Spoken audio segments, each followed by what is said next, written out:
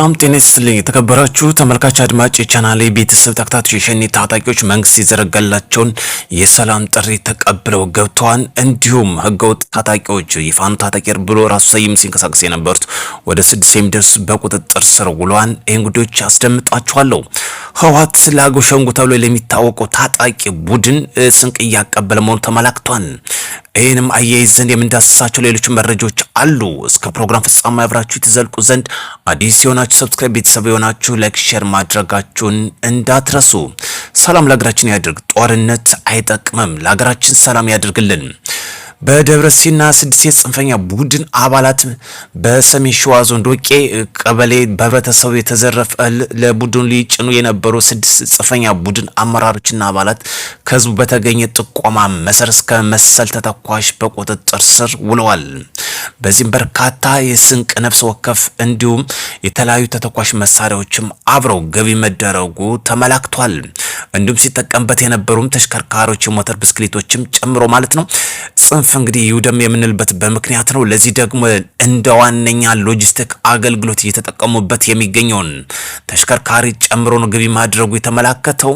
እዚህ ጋር በተያያዘም በምስራቅ ጎጃም ዞን ባሶ ሊበን ወረዳ ኮርስ ቀጠና ለጥፋት ተልኮ ሊውል የነበረ 590 የብሬን ጥይት ከመሰል አቀባዩ ጋር ገቢ ማድረጉ ሌላኛው መረጃችን ነው።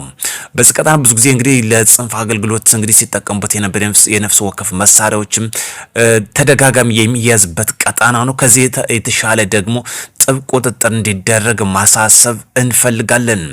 ጎጃም ታጥቆ ሲንቀሳቀስ የነበረው ሜጫ ተብሎ የሚታወቀው ቀጠና በተለይ ቴዎድሮስ እዝ ዋነኛ አባልና ኮር መሪም የነበረ መንግስት የዘረጋለትን ሰላም ጥሪ ተቀብሎ ገብቷል። ይህ ጉዳዮች ተጠናክሮ የቀጠለበት ነው። በተለይ ሜጫ የነዘመነ ክንፍ ተብሎ የሚታወቀው ቴዎድሮስ እዝ አባልነት የነበረ አመራርም የነበረ መንግስት የዘረጋለትን ሰላም ጥሪ ተቀብሎ ገብቷል።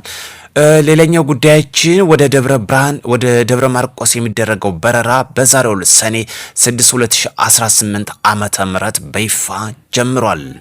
ዛሬው እንግዲህ አገልግሎት ስራ የጀመረው ከዚህ በፊት እንግዲህ ስራ ሳይጀምር መቆየቱ ነው የተመላክተው። ዛሬ ቀን ጀምሮ በሳምንት 2 የሚደረገው በረራ ያለ ማቋረጥ እንደሚደረግ ተመላክቷል። የሸኔ ታጣቂዎች የመንግስት ሰላም ጥሪ ተቀብለው መግባታቸው ነው ሌላኛው መረጃ የተሰማው። በጫካ ሲንቀሳቀሱ የነበሩ የሸኔ ቡድን ታጣቂዎች በርካታዎች እስከነሙሉ ትጥቃቸው በሰሜን ሸዋ ዞን ሂድቦ አቦሌ ወረዳ ለ6ኛ እዝ ክፍለ ጦር ከነሙሉ ትጥቃቸው በሰላማዊ መንገድ መስጠታቸው የወጣው መረጃ በይፋ ያመላክታል።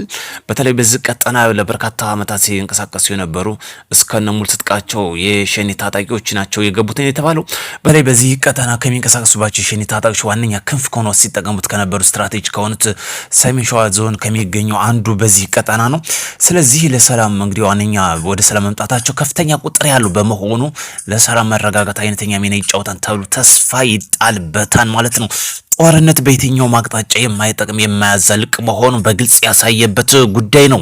እዚህ ጋር ተያዘ የፌዴራል ፖሊስም ሌላኛው የሰላም አስከባሪ በደንብ ሁኔታ እያስመረቀ ይገኛል። በኤርትራ ጉዳይ ማሁን እየወጣ ይገኛል። በኤርትራ ክፍለ ሀገር ሬድሻ ለሉዓላዊነት ሀገር ለመመስረት አይቀርም እየተባለለት ይገኛል። ሬሻድ ዝርያው የአረብ የሆነ በኤርትራ ክፍለ ሀገር በሱዳን በቀይ ባህር ጠረፋማ አካባቢ የሰፈረ ጨቋኝ የተጨቆነ ህዝብ እንደሆነ ይነገርለታል። በተለይ በኤርትራ የሚገኘው ይህ ማህበረሰብ የተገለለ የተናቀ እንዳይማር የተደረገ መጤ የተባለ ዘላን ተብሎ በአንድ ቦታ ተረጋግቶ እንዳይኖር የተደረገ በሻቢያ ልክ እንደ ቀይ ባህር አፋር ህዝብ የባህሩን ጠረፍ እንጂ ህዝቡን ባለመፈለግ ሲያሳድደው የቆየ ቆለኛና መጤ የተባለ ሲያገልለው የኖረ በመሆኑ ለዘመናት በሀገሩ በምድሩ ባይተዋል ሆኖ የኖረ ህዝብ እንደሆነ ይነገርለታል። በሌላ በኩል በኤርትራ መፈራረስ ጋር ተያይዞ ምጽዋንና ጠረፉ ሙሉ በሙሉ ይዞ የመገንጠሉ አባዜ ከፍተኛ እንደሆነ እየተገለጸለት ይገኛል። ይህ ህዝብ በተለይ ኤርትራን በከፍተኛ ሁኔታ ከሚቃወም አንዱ ነው። ለዚህ ደግሞ ኤርትራ ወደ ሀገርነቷ ከፈራረሰች ይህ ጉዳይም ይዞ እንደሚገነጠል በሰፊው እየተተነተነለት ይገኛል። ያ ብቻ ብዙ ጎሳዎች ያሉትን እንግዲህ እየጨቆነ እንደሚገኝ በሰፊው ነው የሚነገር የሚነገርለት። ለዚህ ደግሞ አንዱ ከሚጨቁናቸው ጎሶች አንዱ ይሄ ነው። ሌላኛው ጥንቃቄ የሚሻ ጉዳይ ነው። የድሬዳዋ አካባቢ ላይ በተቆልቢ ቁልቁለት ተብሎ በሚታወቀው በጣም እጅግ ጥንቃቄ ይደረግለት። በሰፊው አደጋ ከሚከሰቱበት አንዱ ይሄ ቦታ እንደሆነ ነው የሚነገርለት። ስለዚህ አሽከርካሪዎች ይህን ጉዳዮች በግንዛቤ ውስጥ እንዲያስገቡ እየተነገረ ይገኛል። ስለዚህ በዚህ ቀጠና ከፍተኛ የሰው ህይወት የንብረት ውድመት እያስከተለ እንደሚገኝ ወጥቷን። ስለዚህ አሽከርካሪዎች በዛ አካባቢ ጥንቃቄ ብታደርጉ መልካም ነው እንላለን። ጦርነት አይጠቅምም። ሰላም ለሀገራችን፣ ለዓለማችን፣ ለክልላችን ያደርግም። በመካከለኛው ምስራቅ ቀውስ ሳቢያ የዓለም ኢኮኖሚ እድገት ሊቀንስ እንደሚችል ተተንትኗል። በመካከለኛው ምስራቅ የተባባሰ የመጣው የጂኦፖለቲካው ቀውስ የዓለምን ኢኮኖሚ ክፉኛ እየናጠው እንደሚገኝ ተጠቁሟል። የዓለም ባንክና የዓለም አቀፉ የገንዘብ ድርጅት IMF ባወጡት የኢኮኖሚ ሪፖርት በግጭቱ ሳቢያ የተፈጠረው አለመረጋጋት ምክንያት እንደ አውሮፓውያን አቆጣጠር በ2026 የዓለም ኢኮኖሚ እድገት ሊቀንስ እንደሚችል አስጠንቅቀዋል። የዓለም ባንክ ቀደም ሲልም አስቀምጦት የነበረው የ2026 የዓለም ኢኮኖሚ እድገት ግምት ውስጥ ወደ 2.5 በመቶ ዝቅ አድርጎታል ተብሏል።